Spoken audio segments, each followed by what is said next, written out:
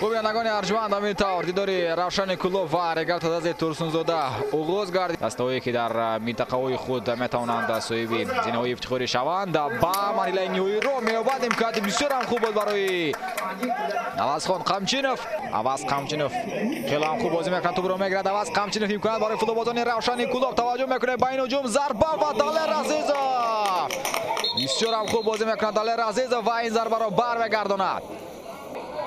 عزیزبek ایتوف پاسیو با پرویز بختیارزاده. ضربه پرویز بختیارزاده دروازه‌بان برمیگرداند. دلدار شغنیف و احسان با سعید خونی امروخان. ببینید که چگونه وضعیت خطرناک را او برمیگرداند.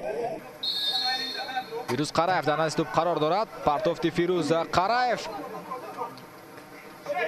تلاش میکنند فوتبالبازان رگارتادا. ضربه و بازم فتولا بابایف. اکبر بابا مرادов حضور رگارتادا صاحب 12 امتیاز گردیده بود بعد دور کردن 18 بازی در لیگ اولی مملکت.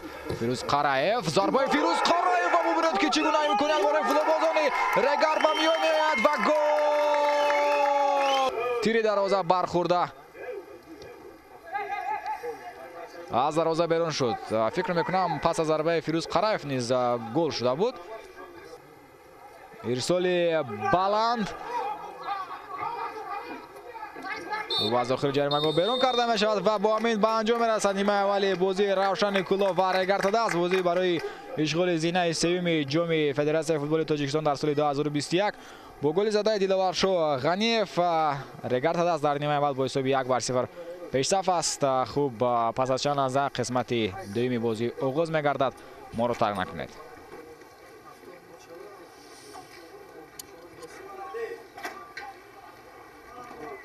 آغاز قسمت دوم این اولین تغییرات در بازی امروزه با حساب می رود. خوب همینطور از مرکز میدان فوتبالبازان رگارتادا است بازی رو آغاز کردن قسمت دوم رقابت رو و بیاید بار دیگر توجه میکنیم به هیئت دسته ها. گزارش حکمت رسولوف با مرکز میاد. پاسی خیلی خوب دیلوار شغنیف. ضربه دیلوار شغنیف و گل. دوبل میکند دیلوار شغنیف و حساب 2-0 به فایده رگارتادا از میگردد. این پرتوف رو قطع کند با یک پاس خود. ببینید که حکمت رسولوف توجه میکنیم با این هجوم. شادی مرادov. ضربه شادی مرادov.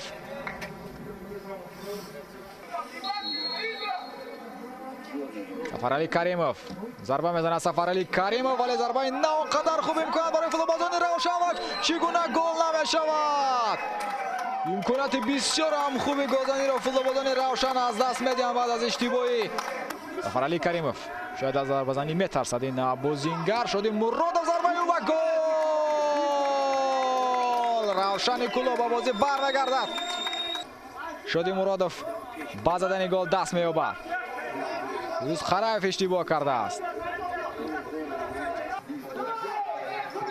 ضربه ما مرکزی میدان و همینطور به انجام میرسد. بینندگان ارجمند دیداری روشن کلوف و رگارتادا است. موسم آینده رو در لیگ یکم آغاز خواهد کرد و این برای رگارتادا بسیار نتیجه خوب است که دسته در لیگ یکم موفق شود.